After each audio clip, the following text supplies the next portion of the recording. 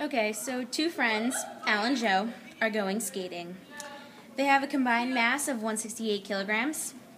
At an ice skating rink, they stand close together on skates, at rest, and facing each other with a compressed spring between them. The spring is kept from pushing them apart because they are holding each other. When they release their arms, Al moves off in one direction at a speed of 0.9 meters per second, while Joe moves off in the opposite direction at a speed of 1.2 meters per second.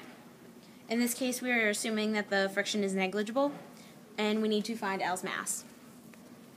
So we created the system of equations, MA plus MJ equals 168, and that's the mass of Al plus the mass of Joe is 168 kilograms. And the second equation is the mass of Al times the velocity of Al equals the mass of Joe times the negative velocity of Joe. And we know that the two momentums are equal due to the law of conservation of momentum. So first we're going to look at the equations in the red, and this is Marissa's solution to the problem to find Al's mass. Yes, it is. So in this case, to solve the problem, we need to set up a system of two equations, but we'll start with one. And by that, we are going to set up the ratio of the masses because they are both unknown, but we have the velocities. So I set up the first equation so that the mass of Al over the mass of Joe is equal to the negative velocity of Joe over the velocity of Al. And that just basically is division to find that ratio. And then we just plug in the velocities necessary, and that ratio ends up being about 1.3. Once we get that, we put it in the system of equations, and then we also add the masses of both equation, and then we solve it as two equations in the system. So I started with the bottom equation by putting one variable to one side by itself. So I subtracted the mass of Joe from both sides. So I ended up getting the mass of Al is equal to 168 minus the mass of Joe. And then because we know that is the mass of Al, we plug that into the first equation. So the mass of Al is now 168 minus the mass of Joe, which is shown in the second equation.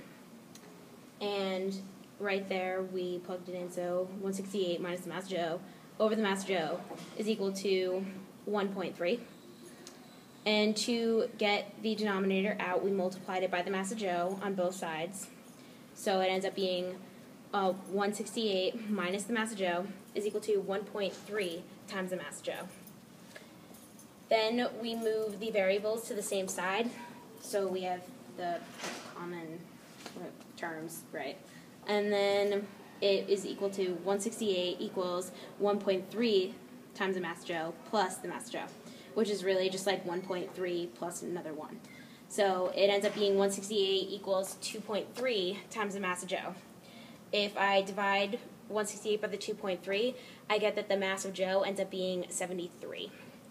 Once I get that the mass of Joe equals 73, I plug it back into one of the equations, and in this case, it's easiest if I do the second one. So the mass of Al is really his mass plus 73 equals 168. Subtract the 73 from both sides, and we get 95 as Al's mass. Okay, and the blue is how I solved the equation. I had the same two equations for my system, which are right here. And I just solved the first equation for the mass of Al. So basically I plugged in the mass of Joe as the mass of Al, which is 168 minus the mass of Al. And I solved the equation and came up with the mass of Al as 95 kilograms, which is just about the same as what Marissa came up with, which is 95 kilograms.